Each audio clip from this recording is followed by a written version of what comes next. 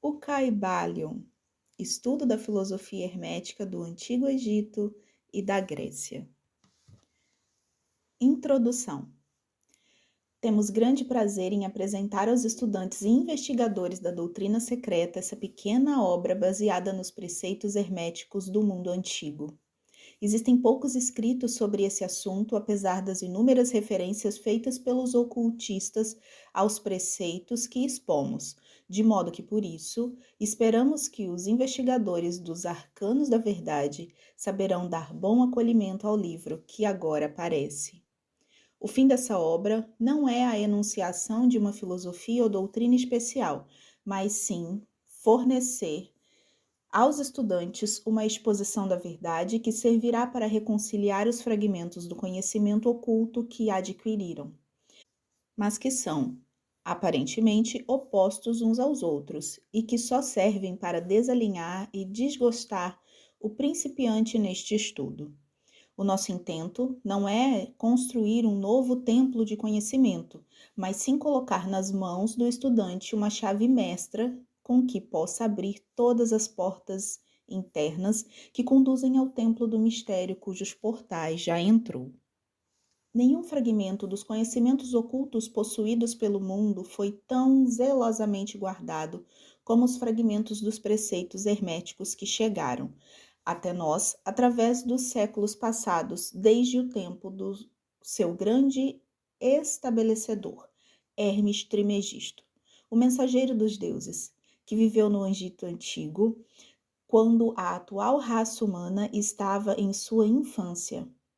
Contemporâneo de Abraão e, se for verdadeira lenda, instrutor desse venerável sábio, Hermes foi e é o grande sol central do ocultismo, cujos raios têm iluminado todos os ensinamentos que foram publicados desde o seu tempo. Todos os preceitos fundamentais e básicos introduzidos nos ensinos esotéricos de cada raça foram formulados por Hermes. Mesmo os mais antigos preceitos da Índia tiveram indubitavelmente a sua fonte nos preceitos herméticos originais. Da terra do Ganges, muitos mestres avançados se dirigiram para o país do Egito para se prostrarem aos pés do mestre. Dele obtiveram a chave mestra que explicava e reconciliava os seus diferentes pontos de vista, e assim a doutrina secreta ficou firmemente estabelecida. De outros países também vieram muitos sábios, que consideravam Hermes como o mestre dos mestres, e a sua influência foi tão grande que, apesar dos inúmeros desvios de caminho de centenas de instrutores desses diferentes países, ainda se pode facilmente encontrar uma certa semelhança e correspondência nas muitas e divergentes teorias admitidas e combatidas pelos ocultistas de diferentes países atuais. Os estudantes de religiões comparadas compreenderão facilmente a influência dos preceitos herméticos em qualquer religião merecedora desse nome. Quer seja uma religião apenas conhecida atualmente, quer seja uma religião morta ou uma religião cheia de vida no seu próprio tempo. Existem sempre uma correspondente entre elas. Apesar das aparências contraditórias, e os preceitos herméticos são como o seu grande conciliador. A obra de Hermes parece ter sido feita com o fim de plantar a grande verdade semente, que se desenvolveu e germinou em tantas formas estranhas, mais depressa do que se teria estabelecido uma escola de filosofia que dominasse o pensamento do mundo. Todavia, as verdades originais ensinadas por ele foram conservadas intactas na sua pureza original, por um pequeno número de homens que, recusando grande parte de estudantes e discípulos pouco desenvolvidos, seguiram o costume hermético e reservaram as suas verdades para os poucos que estavam preparados para compreendê-las e dirigi-las. Dos lábios aos ouvidos, a verdade tem sido transmitida entre esses poucos. Sempre existiram em cada geração e em vários países da Terra alguns iniciados que conservaram viva a sagrada chama dos preceitos herméticos e sempre empregaram as suas lâmpadas para acender as lâmpadas menores do mundo profano, quando a luz da verdade começava a escurecer e a apagar-se por causa da sua negligência, e os seus pavios ficavam embaraçados com substâncias estranhas. Existiu sempre um punhado de homens para cuidar do altar da verdade, em que mantiveram sempre acesa a lâmpada perpétua da sabedoria. Estes homens dedicaram a sua vida a esse trabalho de amor que o poeta muito bem descreveu em suas linhas. Ó, não deixeis apagar a chama, mantida de século em século, nessa escura caverna, neste templo sagrado, sustentada por puros ministros do amor. Não deixeis apagar essa divina chama. Estes homens nunca procuraram a aprovação popular, nem grande número de prosélitos. São indiferentes a essas coisas, porque sabem quão poucos de cada geração estão preparados para a verdade ou podem reconhecê-la se ela lhes for apresentada. Reservam a carne para os homens feitos, enquanto outros dão o leite às crianças.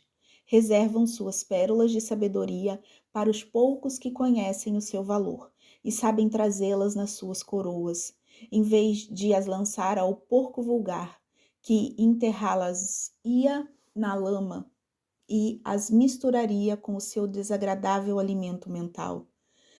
Mas esses poucos não esqueceram nem desprezaram os preceitos originais de Hermes, que tratam da transmissão das palavras da verdade aos que estão preparados para recebê-la, a respeito das quais diz o Caibalion: em qualquer lugar que se ache os vestígios do mestre, os ouvidos daqueles que estiverem preparados para receber o seu ensinamento se abrirão completamente.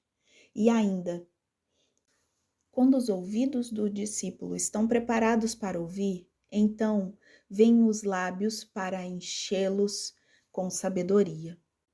Mas a sua atitude habitual sempre esteve estritamente de acordo com outro aforismo hermético, também do Caibalion.